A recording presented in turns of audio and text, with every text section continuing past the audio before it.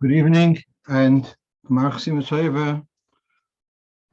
to the Shir this evening for Parshas Vayeilech, Shabbos Shuvah. So let's go straight into our first question. So someone asked me recently, is the term Shnas Hakhel, is it a Chiddush of the Rebbe? Because Hakhel is where we just read in yesterday's Parsha Chumash, where the year after Shemitah, so on Succos, the whole of Klal Yisrael will converge to the Beis Hamikdash, and the Melech reads from the Torah. So there's a Hakhel event which happens on Succos. The term the whole year is a Hakhel. Where does that come from? So actually, this is a letter from Tov Mem Ches, published in the Succos Lamed Daled, where the Rebbe addresses this, and the Rebbe dates the letter Shnas Hakhel, the date also, but he calls it Shnas Hakhel, and so the Rebbe addresses this, and he says Keinesh Loima, the Chol Hashana, the whole year is called so because of the mitzvahs Hakhel on Sukkot, similar to the idea of Shnas HaYovel. The whole year is called. Why is it called Yovel? Yovel is the blowing of the trumpet of the which is done on Yom Kipur.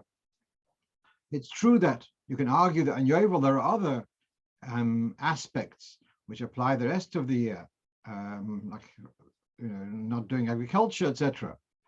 But the name Yovel has got to do with the blowing of the shofar on Yom Kippur, which is a one-off. And so, like you could have Shnas HaYovel, Shnas Hakhel. Then the Rebbe says further, because the Hakhel is not just a one-off event. It's got the Toitzor, but Yom Shalach it's got the effect on the subsequent days. As it says in the Torah, this purpose of this coming together is Layiras Hashem Kol HaYomim, to imbue a sense of awe of Hashem for days to come. And therefore, it makes sense. It's got an impact on the whole year, and therefore, this term Shnas Hakhel. And we also read in the Pasuk, which again, yesterday's Parsha Chumash, it says Moed Shnas HaShmita. And Rashi says the first year, because it's kind of following after Shemitah, Rashi says it's Shnas HaShmita. But why does the Torah use that term? Says the Rebbe to emphasize that it's got to do with the whole year. So the Rebbe is using this to support his having named the whole year as Shnas Hakhel. And then he refers to Chazal elsewhere, who talk about the whole year being Motzoi Shviz. Okay, let's go on to the next point. And this is something I was at the Ohel Shabbos Slichos, and the gentleman sat down next to me, and we were talking. He's a fair bit older than me, and he suffers hearing loss, and so he uses a hearing aid, and he tells me, which was news to me, that the current hearing aids are made, instead of a battery, they are with a USB charger. So those who would wear hearing aids with batteries, that's not a problem to switch on the battery switch on the hearing aid on Shabbos is a problem. But if it's already on before, so it just goes on the whole of Shabbos, that's okay. But here the problem is with this full charge of this hearing aid is only for 18 hours, which I understand for normally people don't stay awake for more than 18 hours in one stretch. And therefore, it's too bad, especially you charge it. But for a Yid, that's a problem, that it doesn't last him a Shabbos. So he was asking me, would there be an acceptable solution to plug the hearing aid into a charger, and the charger is on a time switch. So let's say it's 11 o'clock at night. He'll put it in the charger, which is timed to start working at 12 o'clock at night. So at the moment, the charger is dead. You'll put it in, and later it'll kick in, and it'll charge, and then in the morning, it'll be recharged, and then he'll be able to take it out. So This was his question, which I was a little bit skeptical whether that would be okay. And I'll tell you where it came from, and then we'll see. Yet I think he actually was onto a good solution. So let's take a look here. We have a halacha. This is in simulation on Gimel, where we have the story where in the olden days you'd have every Shabbos the goy would come to stoke the fire because people couldn't,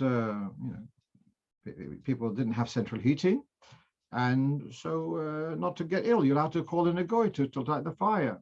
You gave him a bit of kugel, and that's how we got the Shabbos goy. It became part of our culture. Fine. So the goy is going to heat, put in wood or whatever in the fireplace.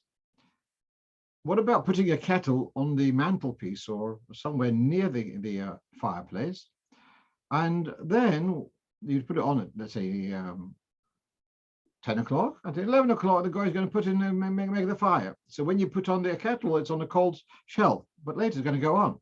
So there, Alter Rebbe addresses this, and he says that's not allowed.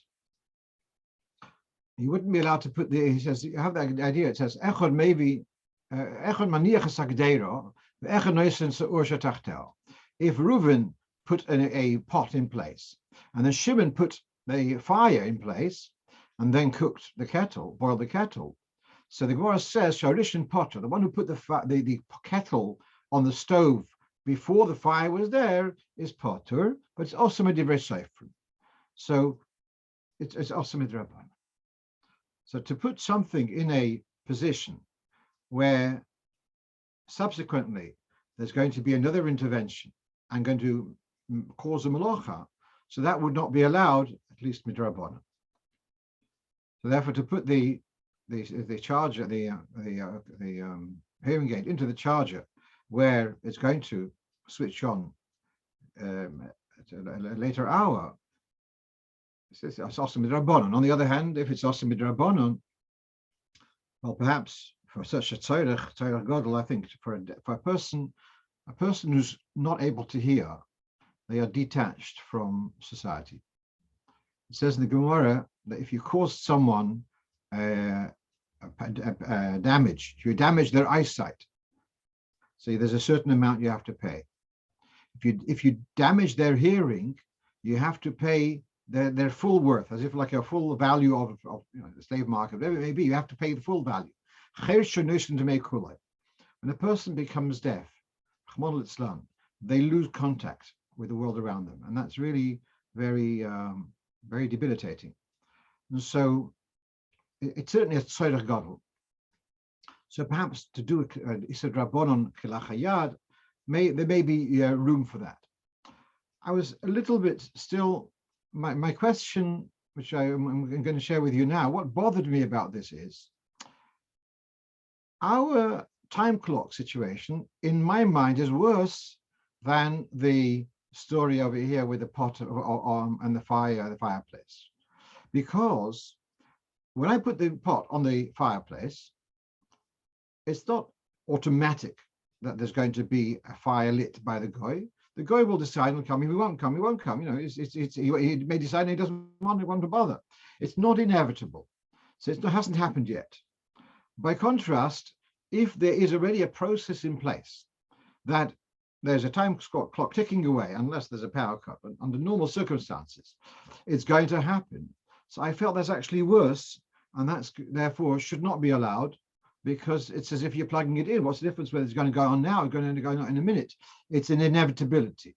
So that was my hesitation, despite my tremendous sympathy for the situation of this person who's been unable to hear out of communication to the last hours of Shabbos.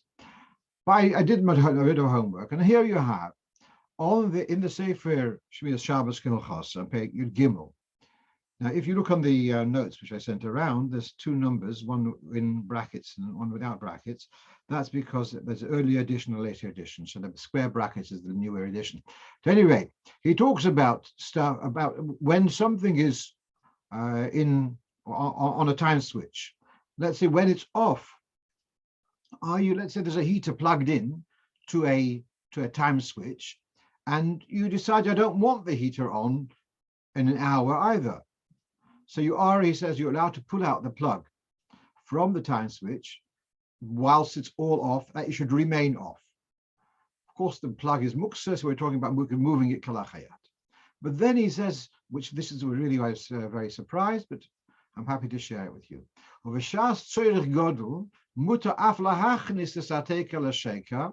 If there's a great need, you'd be allowed to even plug in a plug into the socket, so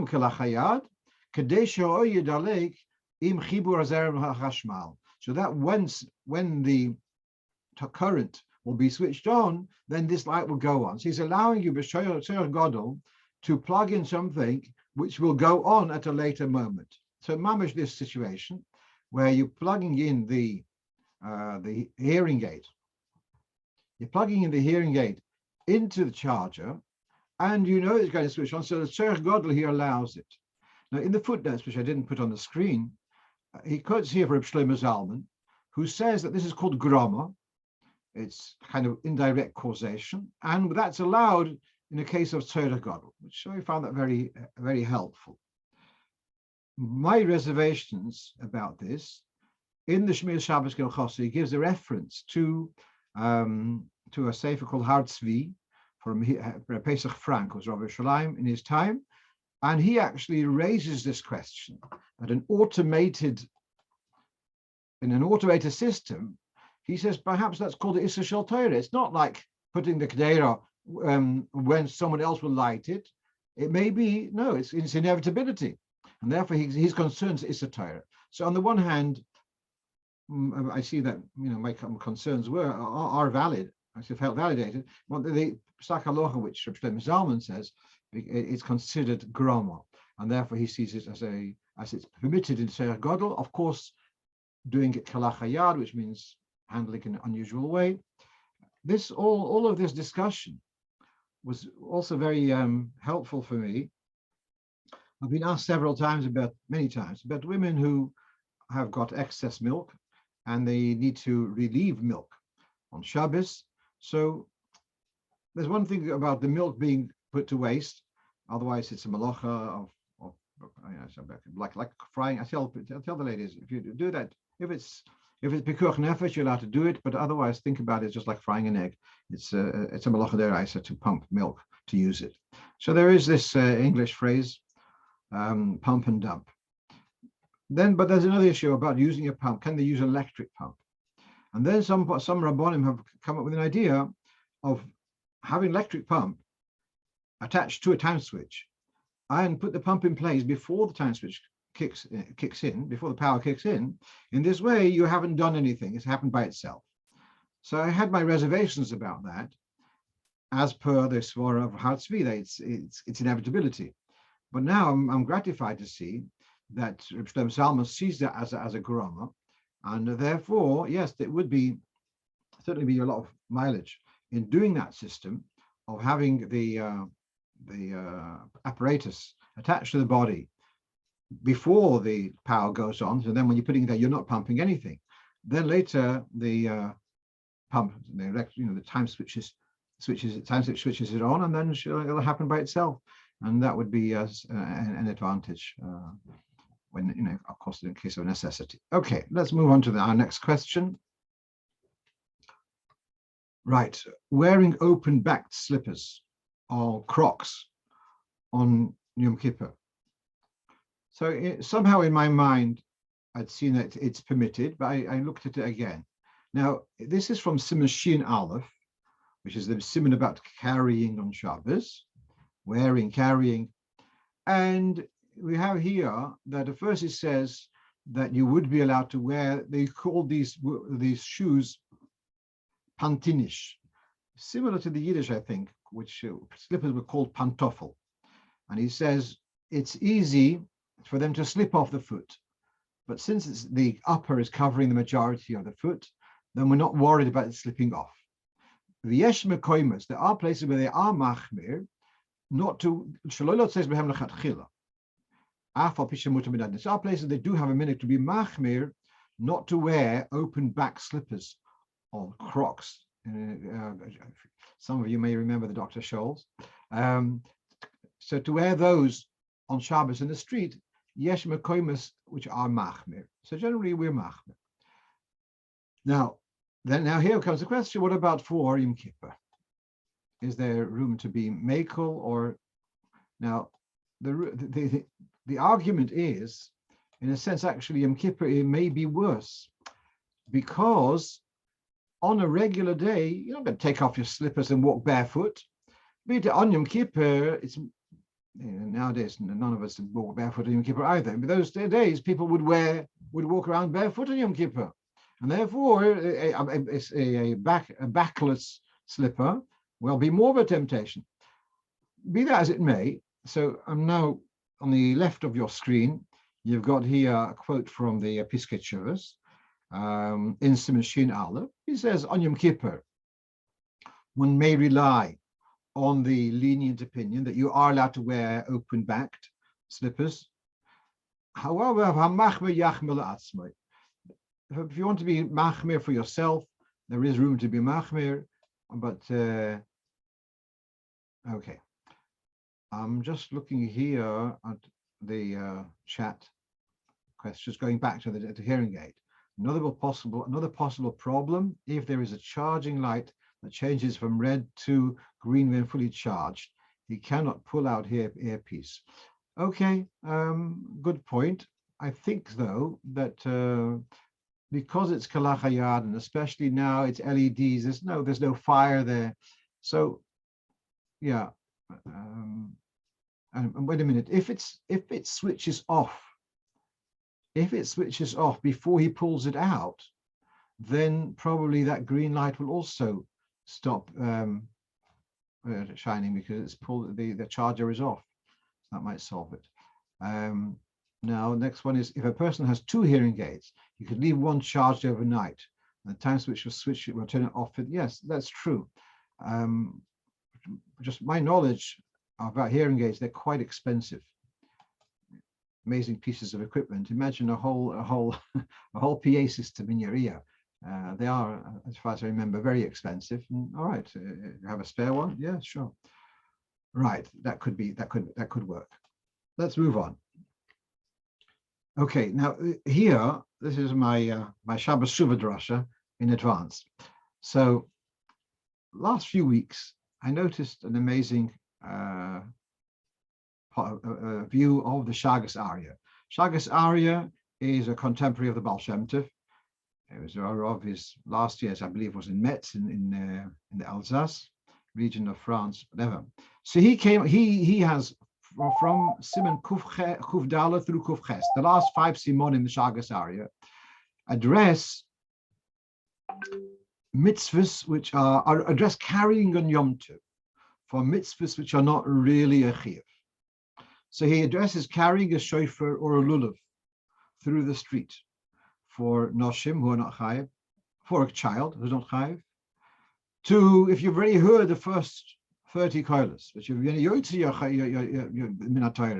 to go and carry a shofar to blow during the Shemona Esrog, which is only midrabanan. To carry, now, if you bench lulav already, to carry the lulav to Shul because you want to sway it at Hallel. All of these things, the Shaagas Aryeh takes the view that they are not at Tzorech Yom Tov, and you're not allowed to carry for any of them. Now, we don't paskin like this, but it bothered me. Why aren't we worried about this? I just want to say that the Shaagas Aryeh clearly he mentions the Ravya, who says, and this is from quoted the Alter Rebbe's Shulchan Aruch and Siman Tov Kuf Peites, that women are exempt from hearing shofar. However, we are permitted to blow the shofar for them, which is, it's not really even a shvuz gomer, and zodi over the ducha. Then he says,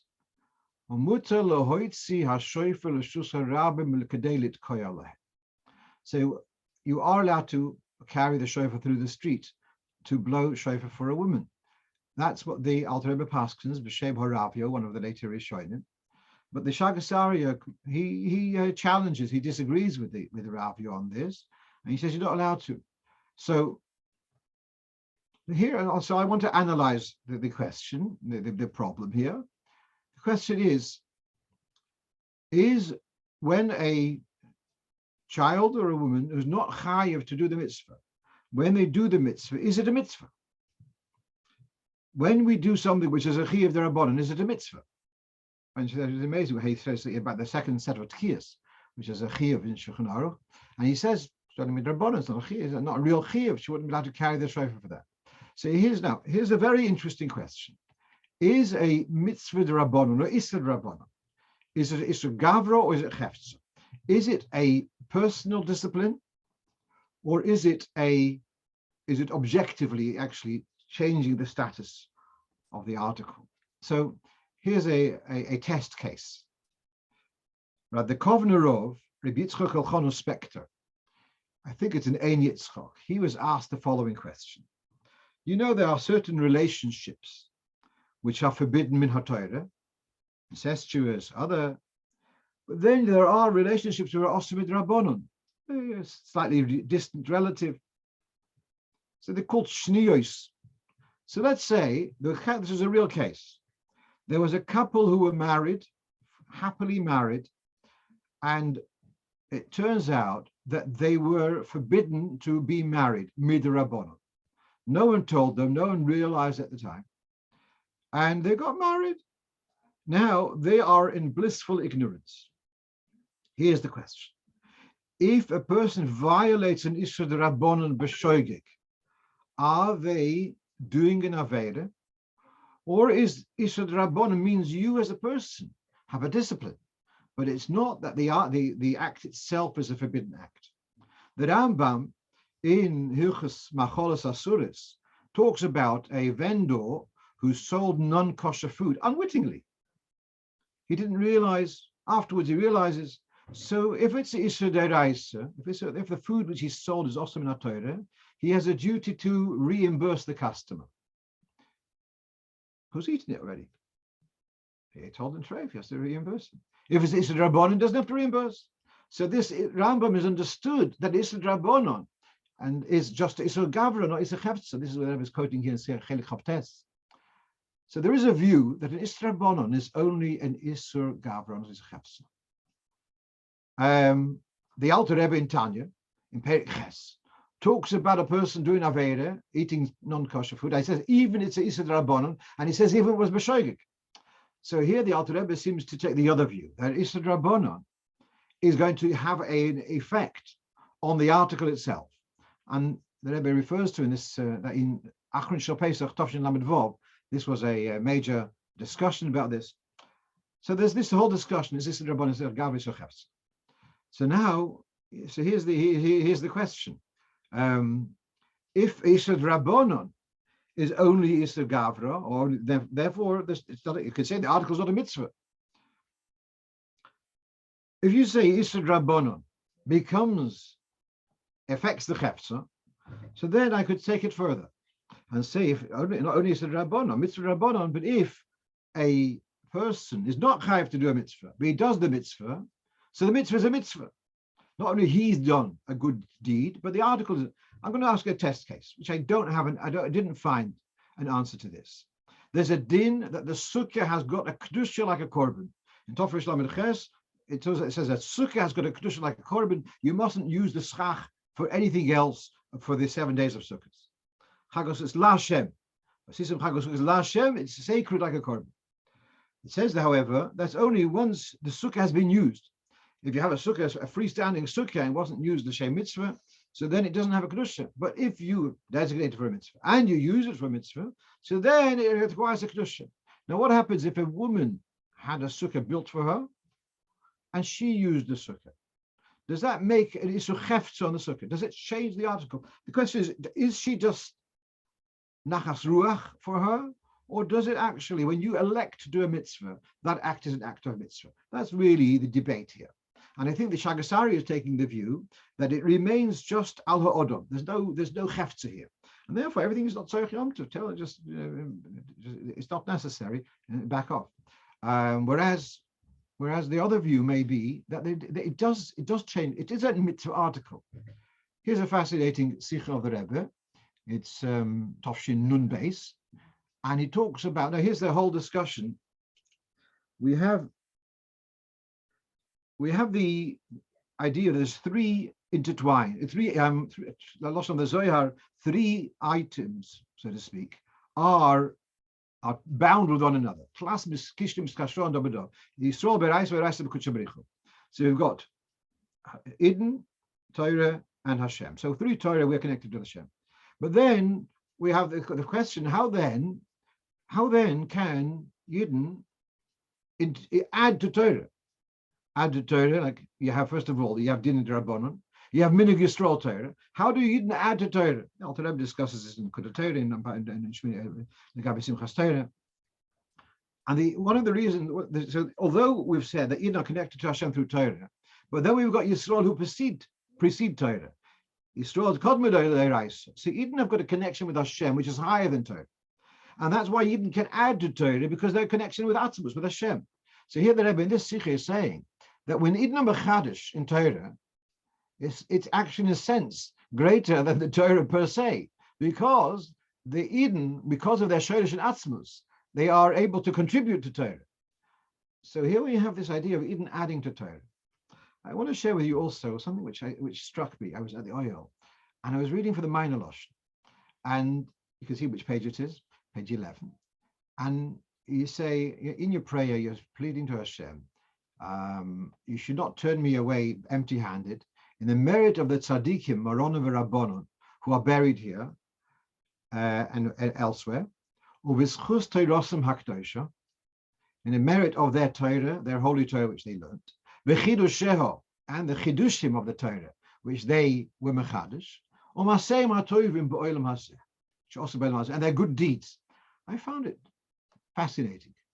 Why are their chidushei Torah put on par and actually put before their Maaseh Tovim? The tzaddikim did wonderful things this world. They did tzedakah and they gave chizuk to people, whatever it may be. And yet the chidushim which they were mechadish in Torah is seen as such a significant contribution that we're saying the schus of the chidushim which they were mechadish, not just their diligence, but the chidushim shel ischadshim. Very, very interesting. And so what we've just seen here is how the idea of chidushei Torah is actually bringing atzmus into Torah. Now here in this other sikha, which you have on Hakhel Year, Hakhel Year sikha, which I found mind-blowing, the Hakhel sikha in Hakhel Year. So he talks about the idea of kol ma shetalmid v'osed l'chadish, and he quotes here the shleimus hanefesh is to be able to be mechadish a seichel chadash in Torah.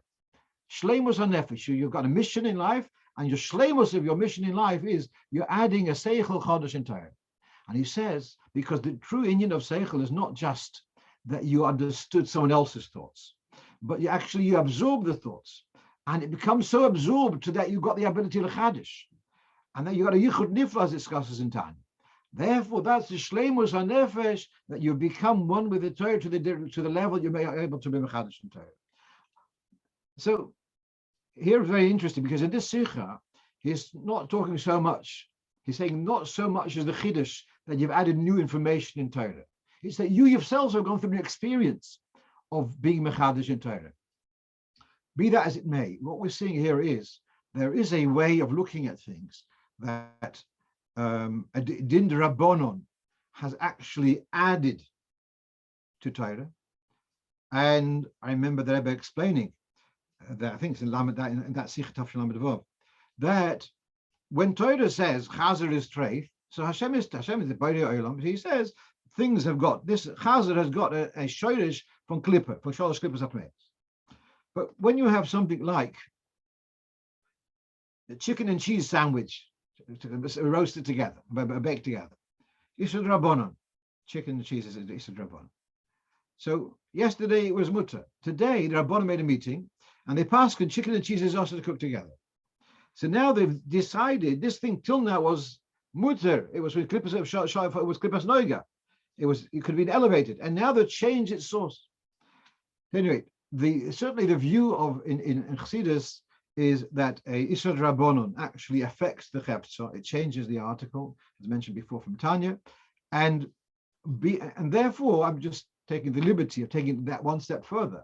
That if a person does not have a chiyuv to sit in the sukkah, and yet they elect to sit in the sukkah, so then the sitting in the sukkah is a mitzvah act, and which will also explain, for example, Halal and Rosh Chodesh is a minhag.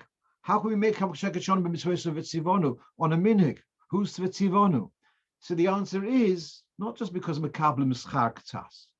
The answer is because even though it was elective, whether you had to do it, but when you're doing it, you are doing a mitzvah, you are connecting to Hashem, even though you weren't mechuyev to do so. On that basis, I feel more comfortable about the carrying the Lulav for Na'nouim, etc. We're all benching Lulav, Chassidim are benching Lulav in their sukkah at home, and they're carrying the Lulav to Shul. So some poskim want to say that they take, what do they do with Shaagas Aryeh? So they say, but nowadays our Rishus Rabbim are not Rishus Rabbis deraisa. They're because we don't have 600,000 people walking the streets. I'm very uncomfortable to use that heter because that's good for little shtetelach, for many cities, even in England, have 50,000 people, etc. But if you have a big city which got 600 millions of people, let's say the Rishus Rabbim derabonon, they're very schwache. Okay, let's move on. That was my it's on my mind for the last month. Right, just one more thing which I want to share with you. Coming back, I saw this note in a recent edition of the Shaagas Aryeh. A practical thing. Let's say on Yom Tov, you come to Shul, and then you go to your shver or to your parents after Shul, and you take your Lulav and Esrog along to them, and then after the meal, you finally get up and you want to go home. Why are you carrying your Lulav? So he's raising a question. Are you allowed to take your Lulav at the end of the day when you don't really need it for today and you need it for tomorrow? An interesting question, but I'm not going to discuss it now. Right. Let's go back to these questions. Right. Is this also an answer to why we make the brocha leishav sukkah in there? That's a good question. No. I would say there you're taking the view that it doesn't bother you, that the rain doesn't bother you, and that's why you're making leishav sukkah in the rain. You're happy to sit in the rain. I'd love to, but my food would get. It must be a certain thrill to sit in the rain and to pfeifen auf der Welt. Right. But might be similar, but yeah. Now, I didn't put a heading here. So this is going on to the next question. Someone's asked, take the same as a talus. The talus is a simple thing. You wear it, then you can, afterwards you take. Oh, this is a Lubavitcher answer. You're taking the Lulav after you've eaten your shver, and then you might use it to bench with somebody. All right? If you have such a machshava, so then that's certainly mitigating the question. Right. Now, here Ingeman asked me a question last week in New York. So there's a Esrog vendor, and he has Esrog with pitums. And someone is handling the Esrog, and he put it back into the box, and somehow it became depitomized. So now he apologized, goes to the balabos, or the vendor, and he says, "I'm very sorry. He says, "Yeah, I'm sure you're sorry, but that's $400, that Esrog." So now he says, "Well," he starts making arguments. Really, you got this Esrog in Italy, it cost you $1. The other thing he starts saying, but this is part of the risks of running a business, that sometimes goods which are on sale are going to get damaged. I didn't like the second argument, and having been in Italy and realizing the overheads, even if you pay $1, which I think you pay more, but the overheads to get that $1 Esrog in Italy, you have to pay airfare and accommodation, etc. There's enormous overheads to bring that $1 Esrog. That's really not understanding what's going on there. But really the question is, does the fellow have to? Does the customer have to pay for the damage, which he did, and does he have to pay wholesale price or retail price?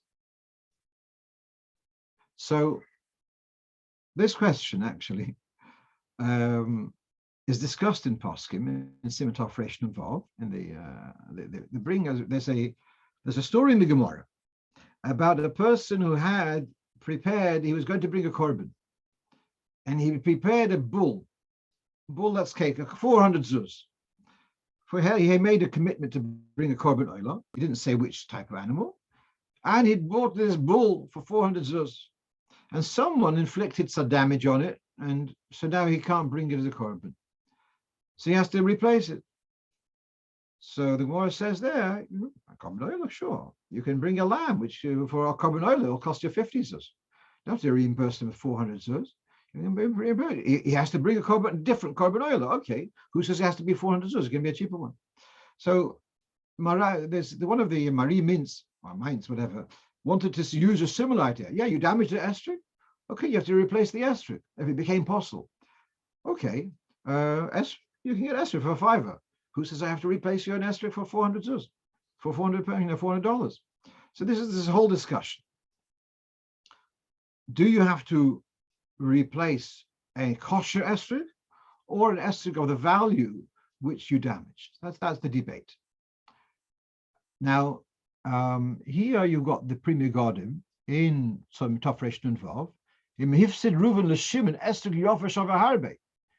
So he only has to reimburse him a basic Esrog. El Yodab b'Shem Adam Mintz. But then the Primi Godim says, the Chacham Tzvi disagrees with this, and he says, "V'kolshe kemimoiche esrogim, v'ho koli alma moedim the mishalem kifi masha shava bechag ayin shom." He quoted Chacham Tzvi that certainly there's a difference whether you damaged a private person's Esrog. No, never hasn't got Esrog. So I'll give you Esrog. Who says I have to give you a $400 Esrog? I'll give you Esrog to do the mitzvah.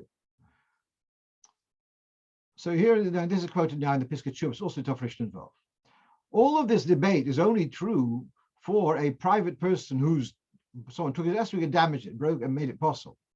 But if it's an Esrog which taken from a Moiche Esrogim and was ruined, everyone agrees that you have to pay the value of this Esrog, which you ruined. I just want to add you one irrelevant detail, that a pitum, if the top of the pitum is removed, it actually, according to most poskim, is still kosher. It's only if the lower part of the pitum is removed, then it's potel. The part which goes into the fruit or the stick, but the flowery part, this mushroom type, the top pit, if that's missing, you can still make a bracha on it. The only thing is, if you put a $400 Esrog to be able to march into Shul with your Esrog, it's ruined. For that is ruined. It's kosher, you can make a bracha on it, but its value, that's lost. All right, Kolponim. So what we're seeing here is actually that he caused that damage, he would have to reimburse. Okay, let's go on to our next question. And that is, why Ashkenaz, why is the nusach for an nefilas apayim in our slichas? Cut out for a second what the psak was with the Esrog. So just repeat. Okay, the bottom line is, with the Esrog, I said I wasn't clear. The bottom line is that he does have to pay the damage. The price of the Esrog would be the loss in the value of that Esrog. Yeah, if it was worth $400, that's the official price. It's just as well, we live in England, we don't have such expensive Esrog. Americans have bigger Hasagas. Fine, more competition, Mr. Ami, in the shuls. Fine. So here we have towards the end of Slichas, and we have this piece, Yomim Tovim God, and then Rachum v'Chano Chatasi. Now that is actually the Nefilas Apayim in Nusach Ashkenaz, and also most Nusach Sfard also, as in Sfard Chasidi. So why in our Slichas do we have Nefilas Apayim in the Nusach Ashkenaz? So a couple of points here. first of all, let's take a look. This one, Kuf Lamed Aleph. Al Pikabola for Nefilas Apayim, we should say the Mizbeh Elech Hashem Nafshi Esa. However, since it says in Shulchan Aruch, says since if a person says that for Nefilas Apayim and and his heart is elsewhere, it's a cause chas v'sholem that he should be brought to heaven prematurely. Because of the worry that saying it with in lack of kavana could be causing a person a punishment. Therefore, by Ashkenazim, they've dropped saying Elach Hashem Nafshi Asa because of the danger associated, and instead we say in Ashkenazim say Racham v'Chanun al ba'apchon. As you can see, yeah. So we have a different nusach to avoid getting into the danger of saying the katachna as we have it in nusach Sfard, which can bring on a punishment. That's point number one.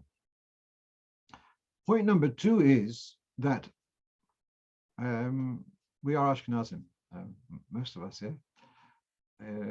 Whether we're from Russia, from Poland, or from wherever, we're Ashkenazim in origin, and so we used slichas, which are Ashkenaz slichas, and so it's Ashkenaz. Now, just one other point here, and that is,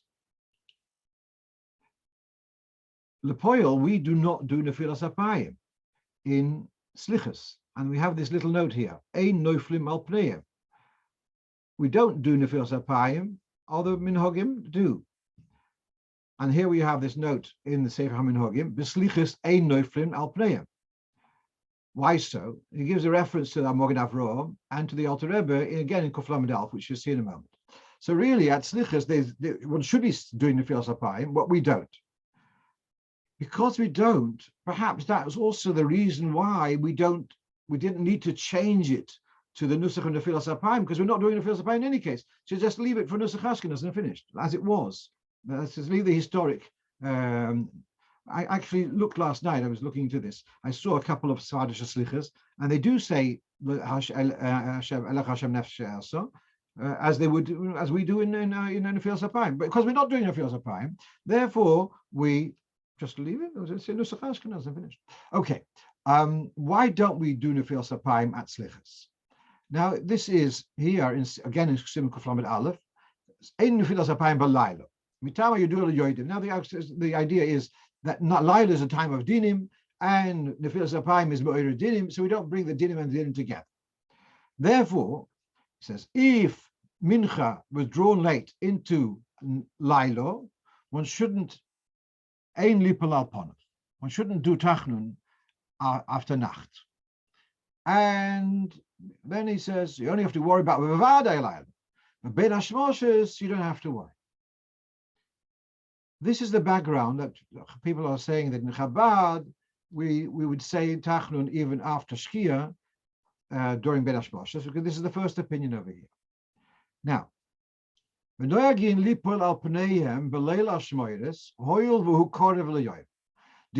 the reservation of saying that Tachnun at night, we do, Ashkenaz do Nefilas Apayim in Slichas because it's close to daybreak. There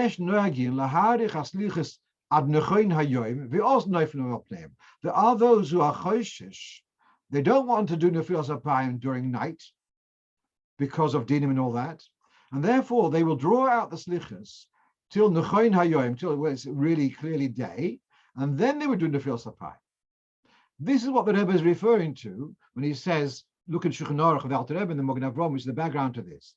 The reason why we don't do Nefilas Apayim in Slichas is because Slichas, originally, is said before daybreak. And so we don't have Nefilas Apayim because we don't want to say Tachnun, we don't want to do Nefilas Apayim whilst it's still semi-day, semi-night, until Nechoin Hayoim. So actually, from this piece of Alter Rebbe, I disagree with the view that Chabad says Slichas after Shkia. Because here, the Rebbe has told us we don't do Nefilas Apayim at Slichas, and that's because it's because of the chashash of saying it before daybreak, And for the same reason why we don't say we don't have nefilas apayim and slichas, for the same thing we should, for this very same reason, we shouldn't be saying nefilas apayim after shkia. Some people will love me for this. Some people will be angry with me for changing the accepted norm. But you know, Toirahi v'lilmid ani tzarich, Baruch Hashem lilmid olamed. Let's move on. So briefly, so we've gone through this before about a brocha on a granola bar, and this is from a specialist sefer called Shari HaBrocha. Granola bar, and what he's saying is, if they are kind of, if they are a little bit cooked or they're a little bit broken and they're stuck together, so it's buried in mezonus. That's where I'm coming from, that I said it's mezonus. So loose granola, as in just the cereal as it is loose, I have my problems with that it's which bracha to make, and you got whole nuts and whole raisins, it's tutzach, and the grains are whole. But if once it's become mushed and they're stuck together, so whether it's steamed, whether it's mushed with a bit of syrup, I don't think there's a difference. I think once it's mushed and stuck together, it becomes a ma'achol, it's mezonus. If you remember when we discussed this, when I was asked, what about the Isur Bishul Akum? You got Jordan bars, etc. They're made, sorry, not pas akum. Is there a problem with pas akum? So I felt that no, it's not considered pas. It's not bread. Therefore, it doesn't fall into the category. It's a mush, and it's mezonus as you would make a mezonus on a porridge. It doesn't fall into the category of a pas to be qualified as for pas akum. So meanwhile, the fellow who asked me this question now to refresh me this question, he asked me, what is the story of gluten-free cracker, which has got tapioca flour, corn flour, whatever. It's got various other flours, and it's got a very small minority of oat flour. Does that have a din of pas akum or not? In other words, what's the guidelines? How much proportion of grain does it have to be subject to the din of pas akum?